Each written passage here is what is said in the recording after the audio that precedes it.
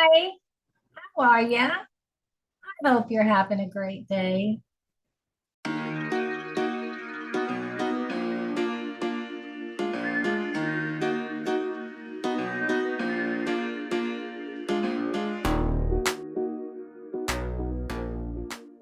Remember me telling you that I liked having my weekends free? Well, I've discovered that I, I really enjoy doing a little bit of video work on the weekends, as it turns out. My husband doesn't care, so that's what matters to me. Kind of takes a little stress feeling so rushed trying to get 2 videos out for you every week, which I love. So I just wanted to update you on that because nobody likes to feel stressed out, right? Now, that's a bit of a topic, stress. And I loved how one of my subs stated her stress. She said, I'm wound up tighter than a drum. Well, I could relate.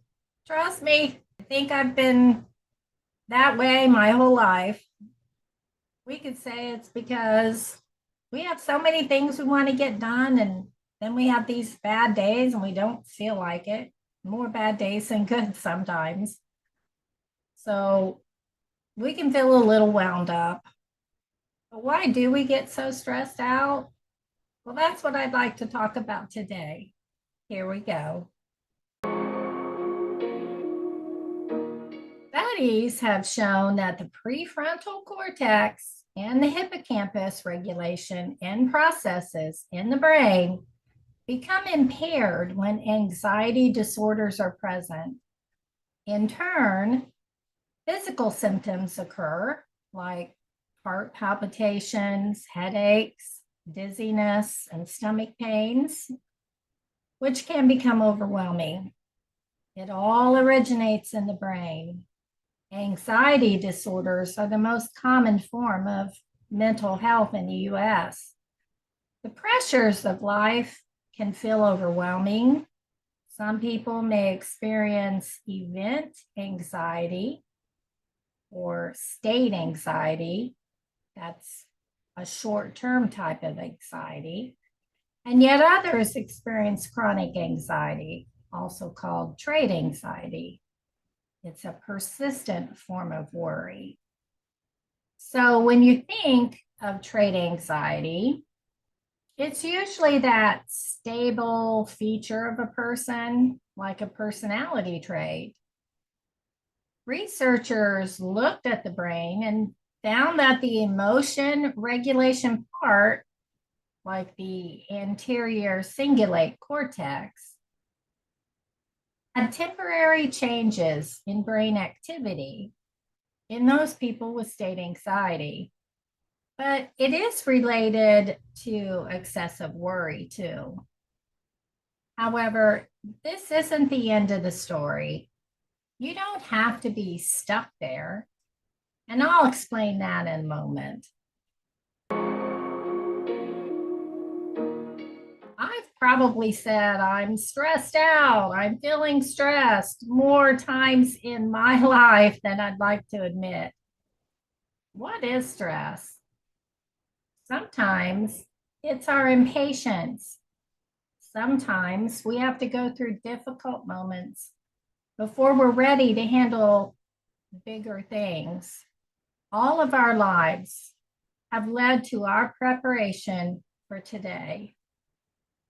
People who are impatient are in a constant state of stress.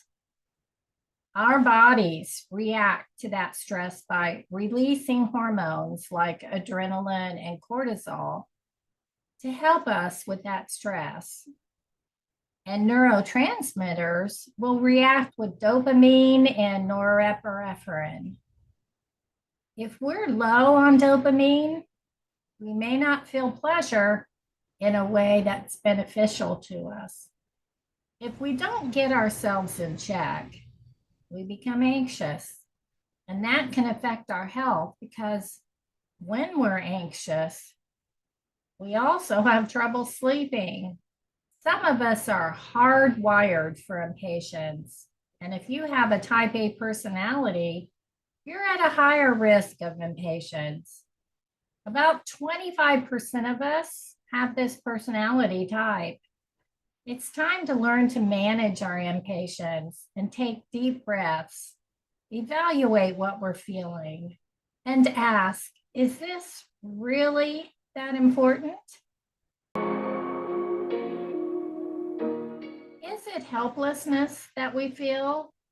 I know that having fibromyalgia has caused me to feel helpless at times.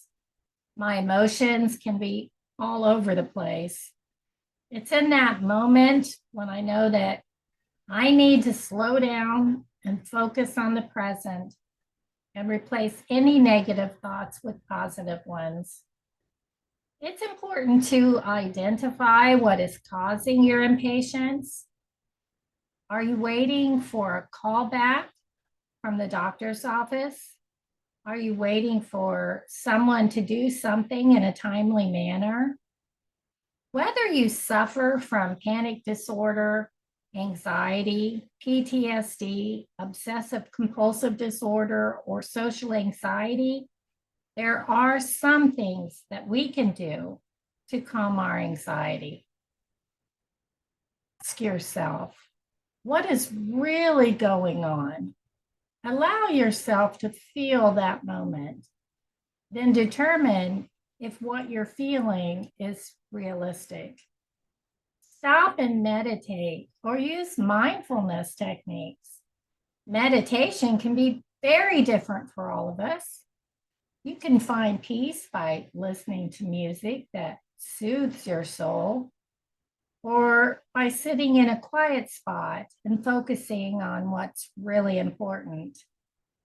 If your pain is causing you more anxiety, stop what you're doing and listen to your body.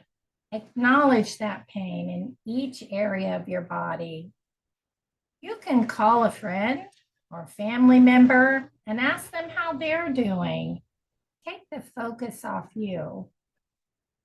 And then, if you're comfortable, talk about what's happening in your life and be open and honest. Get moving. Physical activity, gentle movement improves pain. I mean, don't overdo it. I'm guilty of that. But serotonin is released after activity, and that's important for helping reduce anxiety as well. So I'd like to end with this. God's promises. When a situation is beyond our control, I know that I have to stop and remember God's promises. With Christmas almost here, we're remembering the importance of this day. Take a moment and think about it. Our Savior's birth, our hope.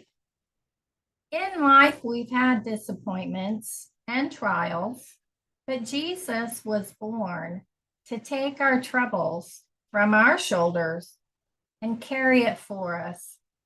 We can rest in Him.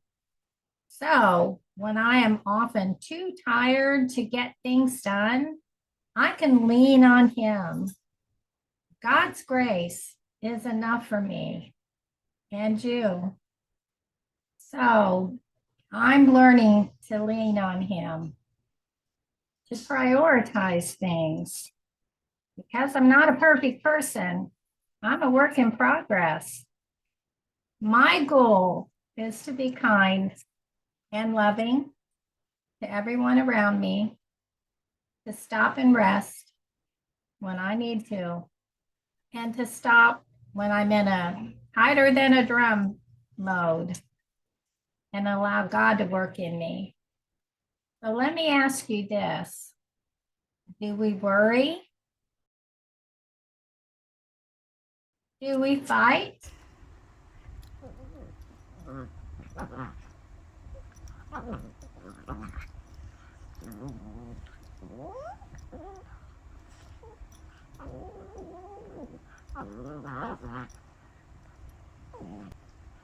or do we take comfort in the love that surrounds us? On Christmas Day, we will rejoice because it's Jesus' birthday. Merry Christmas, my friends. I send you gentle hugs and support. Love you. Mental health. Some of us are high-wired. If your plan is caught in each of your body, and to stop on, if we don't get our health